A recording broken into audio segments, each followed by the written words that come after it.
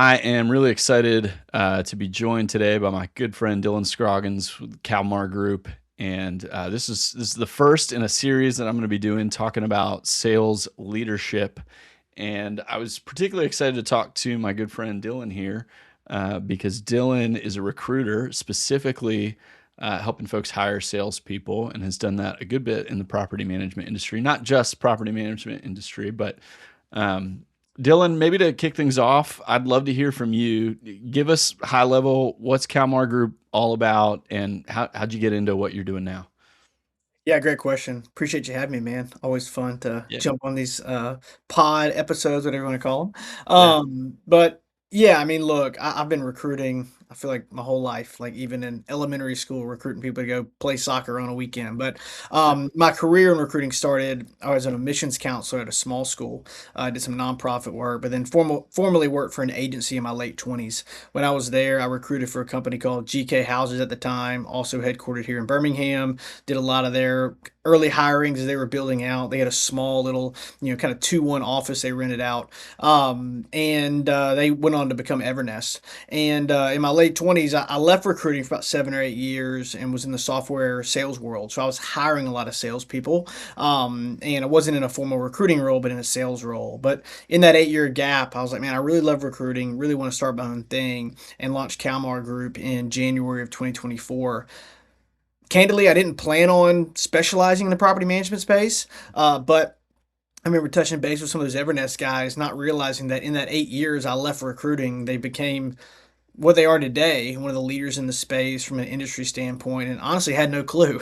But I was like, wait, y'all are kind of a big deal. Once again, no clue. And two of the people that I placed there were still there after 10 years. So it was a good story. Got connected to Peter Lohman, got connected to Matt Spear, and just a snowball kept building. Just kept meeting great people in this space. So I've been spoiled. I've worked with a lot of really just solid people that happen to run solid businesses in mm, the property management space. So, like you said, I don't just do property management, which I think is nice because I don't get like siloed or like vacuumed into one industry, and I can kind of learn things in other industry to bring to PM, but also can take what I learn in PM to other industries. But it's been a lot of fun. But most of the roles I do in the PM space is everything from BDM, like we're going to talk about a lot today. I've done director of marketing, VP of operations, director of operations, really any sales, marketing, operations, or finance accounting role for a door count of 200 to 20,000. Don't really care. But we've done, man, probably 70% of our business over the last 2 years. Or a lot of that has been in property management. yeah, that's awesome, man. Well, it really, you start to build a reputation in a space. There are a ton of single family property managers around the country, and yet sometimes it still feels like a really small little niche where everybody knows each other. So it's Yeah. great that you're building that brand in this space. And yeah, like you said, a lot of really great people to work with. But what I want to kick off with you is it's kind of the question, right? Like this is the question everybody asks, and you know if we think about the cycle of you're a business owner, you're building it on your own, right? You're starting to scale, you're kind of wearing a lot of different hats. You eventually reach this critical point where you're asking yourself, all right, where do I need to delegate? Where do I need to hire to free myself up more, or to bring in people that are more capable than I am at certain job functions? And as it relates to sales, the question is always, all right, should I hire a BDM? When do I hire a BDM? And obviously we could probably talk for a couple hours about that question, I think. But I'm curious from your perspective, like if you were to put yourself in the seat of, one of your clients or somebody that is thinking about hiring you, and they're asking this question, like what are the questions that they should be examining themselves, right? Like what needs to what do you need to figure out? What's the formula to kind of be able to answer that, right? Like, where do you even start? Because I'd imagine a lot of people um, approach the question under a, kind of a misguided pretense a little bit. I'm curious from your perspective. You've done this a lot. Like, what do people need to be thinking about? Yeah, it's a great question because I talk to people in a lot of different stages. Some people already have a team of BDMs and I did a search for SGA property management out of Seattle. They had a Yeah. ball in BDM, and she was killing it, and they sold some great leads. They needed a second one. I talked to other folks who their BDM is leaving, and they need to replace that person. I talked to other folks, it's their first BDM ever. I think in all three of those scenarios, you're asking yourself different questions. But Um, let's say specifically for someone who's building a PM group, maybe they're at 200, 300, 500 doors, and they're starting to consider bringing on a BDM. I think the best place to start is not 10,000 feet in the air about like industry practices and standards or whatever, but it's, 10 inches down and kind of in your heart, like what business do you want? yeah. And as a business owner, I remember thinking, hey, I don't want to start this. I didn't want to start this business to end me, right? Like I could Yeah. technically work 80, 90 hours. I don't want to do that. So I think a lot of introspection and really vision casting from the business owner themselves of even if you love sales, do you really want to be doing all the sales for the next 3 to 5 years? And also, if you don't do it, you're never gonna do it. And I'm not trying to go total like Yoda, Yogi Bear on you, but like if you don't do it, you'll never do it. And Yeah. that's just like the reality situation. So I think defining what success looks like for your business, 'cause I think that's a big conversation right now is what is success? Not everybody's going to be an Evernest with 25,000 doors, and not everybody wants that. Some people are really happy with 500 doors and great clients and really good margin. Well, if you want that and you want to get to, let's say, 700, but you also want to let go of those responsibilities, then bringing on a BDM is great. So I think there's a lot of nuance there, like anything. But I think if I could answer that in a thesis sentence or paragraph, it's figure out what you want. Don't just get a BDM because you think you should or because the conference told you to, but figure out what you want and then work backwards from there. Because sometimes the answer is no, you don't need a BDM. You're at 400 doors. It's too early. You're kind of just happy where you're at. You got great inbound. You're closing. You're good. Don't get a BDM. But if you really want to scale your business and do that, then you do need a some form of sales function, which is most commonly called in the PM space a BDM. Yeah. I think that's really good. Like if you're not thinking with the end in mind, you don't have that clarity at this point. Like you really need to start there, because, like you said, it's great if you want to grow a company that's huge, but there's a lot of people that may think they want that, but that's just because they're comparing themselves to what they see others doing, right? And it doesn't align with what they actually want, which is, not working 80, 90 hours a week. So I think that's a helpful place to start. Um, Let me ask you this. Like, I think another question that I hear as it relates to BDMs quite a bit is around compensation, right? Like, can I afford it, right? Like, do I have the money? Certainly, in some ways, you're making a bet. Like, hey, I'm going to invest here for the long term gain that's going to come with additional growth. But how do folks need to think about that, especially as it relates to you know their market and who they're competing with for top talent, right? Yeah, it's a great question. Um, from here's the thing about comp. It's got to be good enough to bring in the people you want, but you also don't want to overpay, which increases your risk of it not working out, right? What I've seen, and I'm gonna answer your question a variety of ways, but Yeah. let's say the target profile. I've seen people and BDMs that I've placed in the last 6 to 8 months. Some of them love being a BDM, and they've been in the industry. They're seasoned veterans. They've been BDMs before. They just love that seat and they do it again. And they're doing awesome. Other folks, it's their first job in property management. They maybe worked in software, some sort of fast-paced closing cycle. They really love bigger pockets and love the idea of getting into real estate, no matter what it looks like. So there's a lot of different professional backgrounds that are attracted to this role. I think also because this role could be hybrid or even remote. I've Mhm. done some recruiting where the person's in a different state. I've done some recruiting where they have to be in the office every day. So all that plays a factor in like the talent you're looking for. But I think the days of like full commission BDMs are over.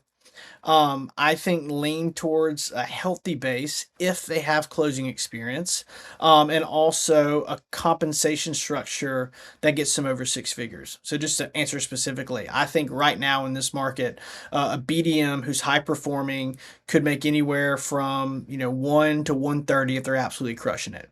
I think this is going back to the other of starting and working backwards is like you got to figure out if you can afford that, with all your margins, etc. So you don't want to bring someone on board where they can't get the number, or if they do what you think they will do, you can't trap yourself, and then you're paying them Yeah. 170 because you did the Google sheet wrong.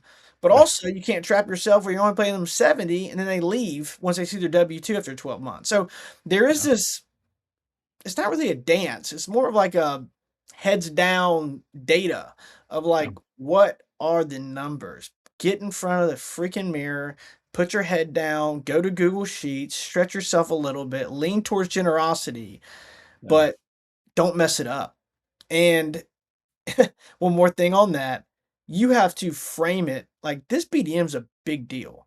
Like Hmm. this is the first impression of your business. This is like the front lines of your business. Like this is a critical role. So if you're thinking you're just going to get some entry level person and well they got to earn their keep and they got to these you have this like ludicrous commission model, you're probably not going to get the person you want. Like you have to treat this person, even if they're early in their career, as a critical part of your business. And typically, for critical parts of your business, you got to pay for them. So Yeah. it's a unique role. It's actually a pretty difficult role to hire and recruit for. Um, but when you get it right, it's amazing. But when you get it wrong,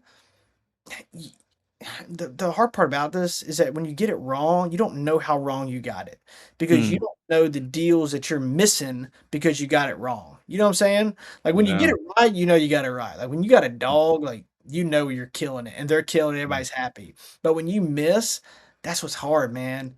You might not figure it out till 8 months down the road. Mhm. That Yeah. Yeah.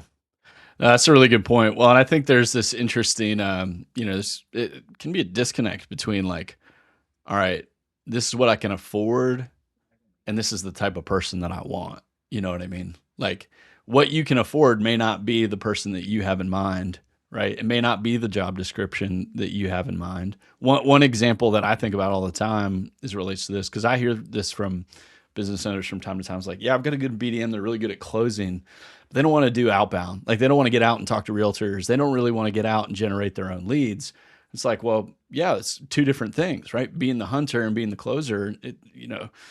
There are people that have both of those skill sets, but it's not everybody, right? And so your expectations have to be in line with what, and realistic about what you're really looking for. I mean, is that a conversation you're having with folks as it comes to like the actual job description of what they're looking for?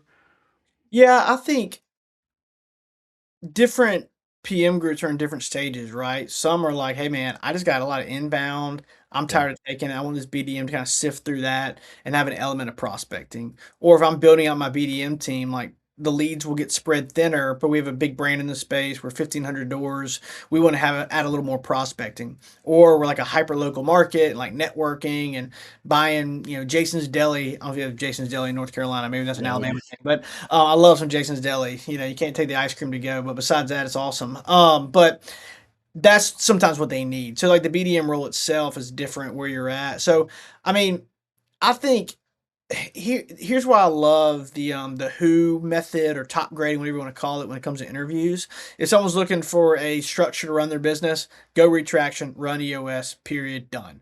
If you're looking for a simple systematized way to interview, go read who, a guy named Randy Street and some others, and the top grading method of interviewing. And the reason I'm bringing that up is that one of the questions is, what are your career goals? Mm. There are no right answers. There are no wrong answers. But a really, really great answer is when their career goal is, hey, I want to own my own business.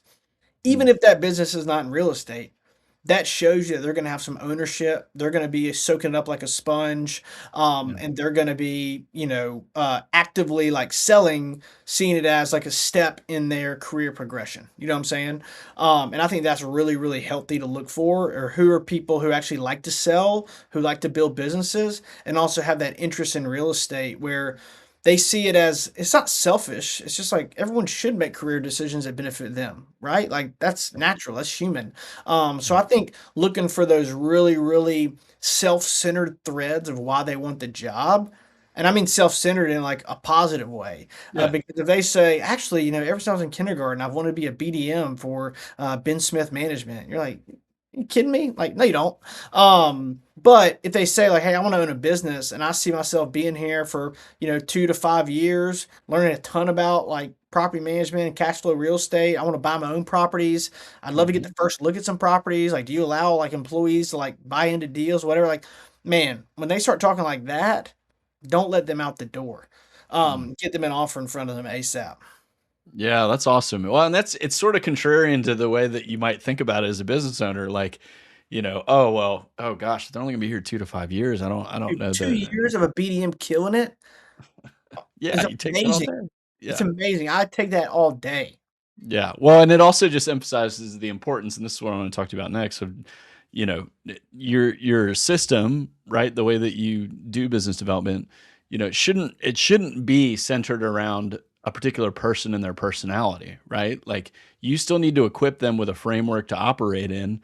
You need to give them some structure that they can operate in rather than asking them to create it from scratch, right? Like what do you see on the front end of hiring as it relates to like, all right, what are the things that a business owner should think about having in place before they make that hire, right? Like, what are some of those really critical things that, hey, you probably don't want to ask your new BDM to set up the CRM for you, right? Like stuff like that. Like what's the infrastructure that people should be thinking about before they make that hire? I think this is a Seth Godin quote, and it was about like product, product and like market stuff. But I think it applies to salespeople, especially when you're the first salesperson.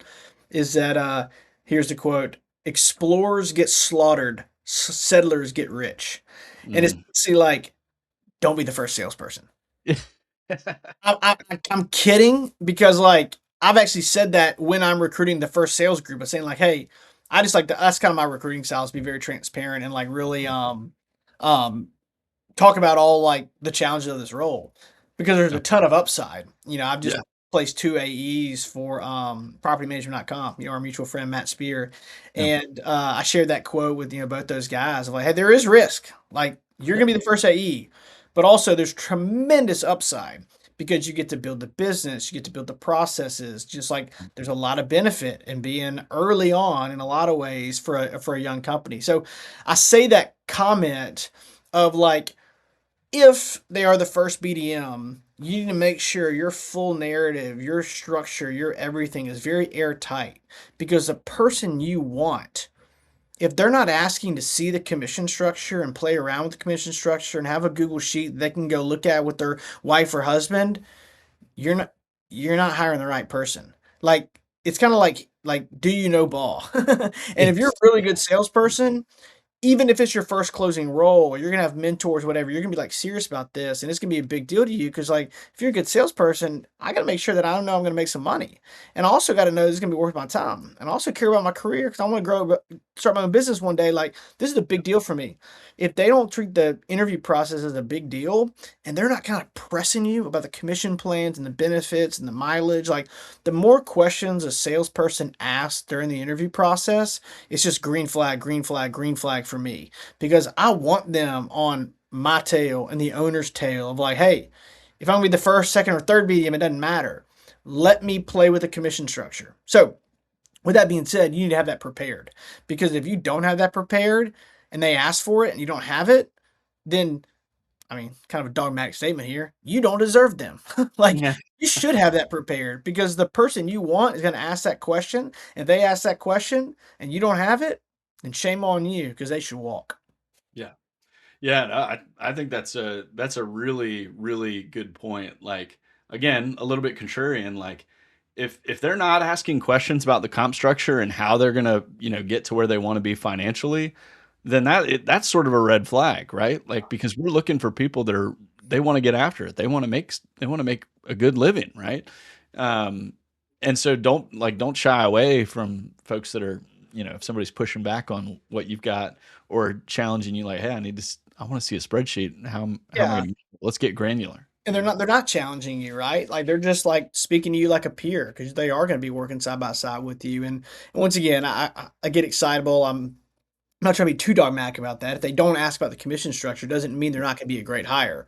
But I'm just saying it's a really good sign if they ask probing questions.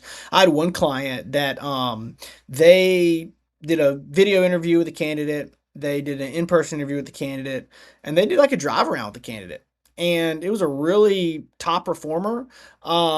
He was not coming from the real estate world at all, and they did like a drive around with him, and it was for them to kind of like see him one more time and kind of do an extended interview. But I thought it was cool because I think it was them doing it out of respect to him, to being like, hey man, this is the job. If you don't like it, don't join. If you love it, let's do this. And he ended up joining. He's doing fantastic. But I think those little things you can do in the interview process, and I know I'm going down a rabbit trail here, but like That's those are good. really, really helpful because here's another hot take for you, man. When you're recruiting for a BDM, all right, this might make some people mad in the PM space, but like even the title BDM, that's a very property management term. Yeah. It's Yeah. a, I don't know, and I'm not trying to open a can of worms here. This is about to be like a Rogan 2.5 hour interview, but like BDM, all right, so let me break that down for you because I come from the software world for 8 years. Hmm. BD stands for biz dev, right? Everyone knows that. But in all industries besides PM, that's a prospecting role that's not closing. Manager, that's leading people. Okay. Yeah. What does a BDM do? They close business and they typically don't lead people. So the name itself, from a semantic standpoint, is totally like against the grain, which we can like laugh about that, say silly PM, whatever. But like that's actually not good because semantically, it's Yeah. hard in people outside the industry when your name like doesn't make sense because like the name implies I'm prospecting and I'm leading people. Yeah. That doesn't make sense, and that's also not the role. So Yeah. anyway, maybe that's another pod episode, but Yeah, like, we could go on for that for a while because I feel the same way you did. In fact, the last newsletter I wrote was about this topic around like when to hire, what to think oh, I read about. it. One of the things I said in there was like, by the way, I hate the name, but I'm going to save that for another day. Yeah. Because Well, yeah, you I mean, I agree with you. I think like, I don't know. This maybe is like a little too software, SaaS world y, but like, like something around owner success or investor success or, shoot, like I'd be okay if you wanted to call your salesperson something that has to do with like investor onboarding, right? Like, yeah, investor y- relations. I've tried yeah, account executive in the past, and that's actually not yep, been bad. It takes a little bit explaining, but I mean, it's a closing role, and that brings in yeah. people outside of the PM space as well. Yeah. Well, and you and I talked about in the past, like you mentioned to me at one point, like having a lot of candidates or folks that were interested from the SaaS world that like the idea of getting into a local small business where it's very Yeah. relational and it's not kind of the churn and burn. And if you like, if that's the kind of person you're looking for, calling it a account executive or an AE is that's going to resonate with them, right? They're going to be able to relate to that. So yeah, we'll save the name talk for another day. Let me ask you this, Dylan. So I think like one of the questions that everybody has, and this is not specific to the PM world, is like coming from you. You're a recruiter. You're out hunting, right? You're looking at people's LinkedIn profiles. There's a profile that you're looking for of a person. Like when you think about hiring a salesperson for a role like a BDM, like what are you most interested in? As far as traits or experiences or what is most catching your eye with a candidate that would make you want to talk to them or put them in front of one of your clients. It's a good one. It's a really good one. I'll share a couple things, and I'll end with the wolf, which is I talk about often ad nauseum. I think one of the most obvious things is someone who wants the job, who sees it as a benefit to them. And I touched on that Mm. earlier, but when someone's taking a career step that's good for their career, and your business just happens to be a step in that career, great. Step all over me. Once again, give Um, me good 2 to 4 years closing deals. And I mean, let's be honest, there's only so many places you can go in a sales role in PM, right? Like, I mean, depending on the growth of the company. So, like, great 2 to 3, 4 years in a BDM is fantastic, you know? So I think someone who sees it as a path to something else is actually, ironically, a great spot to be. I think it's someone who like treats the interview process like a sales process. You know, I catch myself sometimes, and I do some sales roles outside of PM, but I love it when the candidate leads a little bit, right? Like I know what they're doing, but it's so good. Yeah. At the end of the call, they say, "Okay, Dylan, if I don't hear from you by Friday, are you okay if I email you?" I'm like, Yeah. "Yeah," you Yeah. know, like. They start to kind of like take the brittle a Yep. little bit, and look, I'm riding the horse. I gotta take that rein back. But I always like it when they give it a little tug and say, Yeah. "Hey, like they really lead the process well." I really appreciate that. So all those little things of like thank you emails, thank you notes, just like overall professionalism is great because the motion that they use in selling themselves will be the same muscle memory they use Mhm. in working with your investors. So I think that's a big one. And I think just lastly, this initiation. When we were hiring at the software company I was at, we get asked all the time, and we were hiring a role that was very similar to the BDM. Typically, earlier in their career, closing role, remote, and sometimes it's hard to separate uh, the performers from the talkers, right? Yeah. And we get asked on every interview almost, it seemed like, is someone saying, "Hey, what separates the high performers from the low performers in the sales role?" And I think I was the only one that said this. Maybe some other people said it too. But the answer was always it's the same thing that separates a wolf from a coyote. A coyote waits for something to die, and a wolf goes and kills it. And Mhm. we were transitioning to a time in the business where it was less about inbound. We got so much inbound. It was awesome.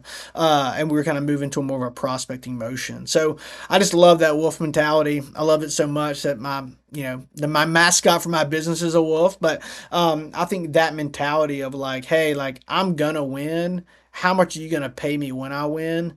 That's what we want. And as much as we don't like to talk about money, sometimes culturally, man, someone coming in there and say, hey, I want to make X amount of money, like this comp plan doesn't help me get there. What can we do to change that? Because I have to make that much money. I actually really admire that. I think that's someone that really knows themselves. And once again, it's not about the money. It's about the, hey, if I'm going to bring in this much value, I need this much value provided to me. And once again, it's just funny how many people are weird talking about money. I talk about money all day, every day. So it doesn't really bother me. But I love it when a candidate says, hey, man, I got to make some money. And like, they're not saying that life's all about money or like their identity is all about money. Like they're not being that deep. They just got to make this money. They got student Yeah. loans, they got a different engagement ring. Like there's nothing wrong with that. So Yeah. there's been rare times, but it does happen where that kind of like rubs people the wrong way from an owner perspective. And I'm like, are you joking? Like you do realize like the more money they make is typically the more money you make. So like Yep. if they're not talking about money and they're in sales, something might be off. Yeah. That's right. You would much rather they try to negotiate the incentives rather than the base, right? Yeah. You know what I Yeah, mean? but even with that little pushback, like, some people just need a higher base, Yeah. and I'm Right.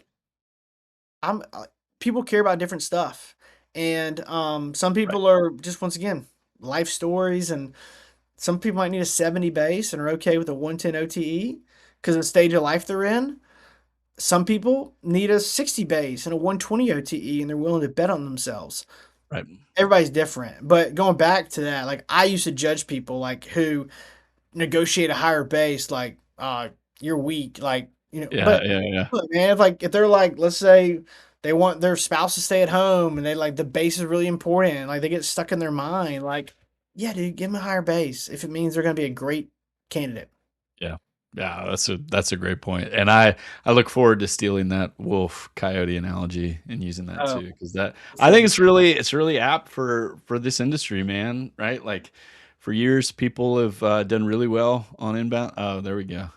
Done really well on inbound leads, right? And the environment's changing, the world we're operating in is changing, and so, um, yeah, having that wolf is definitely a value. So, Dylan, this has been awesome, man. I appreciate you making the time to have this conversation. I know it's going to benefit a lot of folks that are asking these types of questions, or considering, is this the right move for me to make? If folks want to get in touch with you or hear more about what you're doing, where's the best place for them to find you? Yeah, man. Well, thanks again for having me. We have the kalmargroup.com/PM. That's my specific PM site. So THE Kalmar, KALMAR group.com/PM. Find me on LinkedIn, just Dylan Scroggins, put in the show notes. And I'm off Twitter, man. Twitter was good to me. Funny enough, I actually met Peter Lohman through Twitter, and Okay. he's become a good friend and connected me, and just been a good like resource for me in this world. But I'm off Twitter, man. I retired, so Right. I'll go back one day, maybe. But right now, just LinkedIn and my website. I like it. Well, And Dylan, honestly, dude, one more thing, yeah. just call me. If someone Yeah. wants to talk to me about BDM, whether or not they want to use us Yeah. for formal recruitment, who cares? Like, just Yeah. call me. Like, I'm a sales guy. Always got my phone. Just what's that Dion quote? You know where to find me. Yeah. So for your listeners, man, just call me. Pick up the phone, man. I love Pick up it. Well, the freaking phone. Yeah. That's you can't have a conversation about sales without telling people to that's pick up the phone. yeah, that's we could do a whole episode on that too. So, Yeah, Dylan, seriously, thanks again, man. Great to have you on, and we'll talk to you folks soon. See ya. man. Great time. See ya.